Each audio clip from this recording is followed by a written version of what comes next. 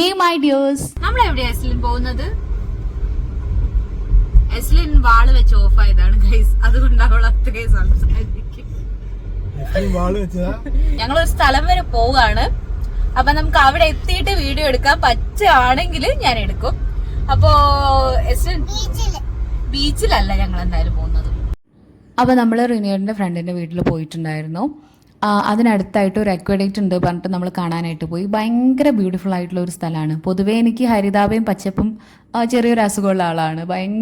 എനിക്കത് ഭയങ്കര ഇഷ്ടമാണ്. അപ്പോൾ ഒരു പാടത്തിൻ്റെ സൈഡും പിന്നെ അതിൻ്റെ മുകളിൽ അക്വഡേറ്റ് ആയിട്ടാണുള്ളത്.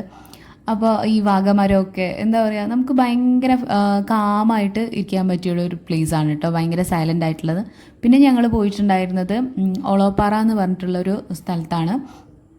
അത് നമ്മുടെ ടൂറിസ്റ്റ് പ്ലേസാണ്.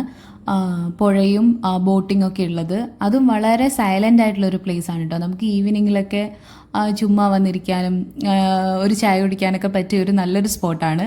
അപ്പോൾ വരാത്തവരുണ്ട് എന്തായാലും വരിക. എനിക്ക് പേഴ്സണലി ഭയങ്കരമായിട്ട് ഇഷ്ടമായി കേട്ടോ.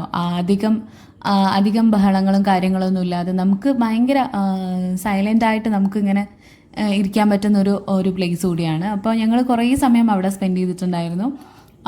നല്ല രസമുണ്ടായിരുന്നു. എസ്ലിന് ഭയങ്കരമായിട്ട് ഇഷ്ടമായി. കാരണം അവൾക്ക് ഇങ്ങനെയുള്ള സ്ഥലങ്ങളാണ് കൂടുതൽ ഇഷ്ടം. അപ്പോൾ അത്രയേ ഉള്ളൂ. ബായ്.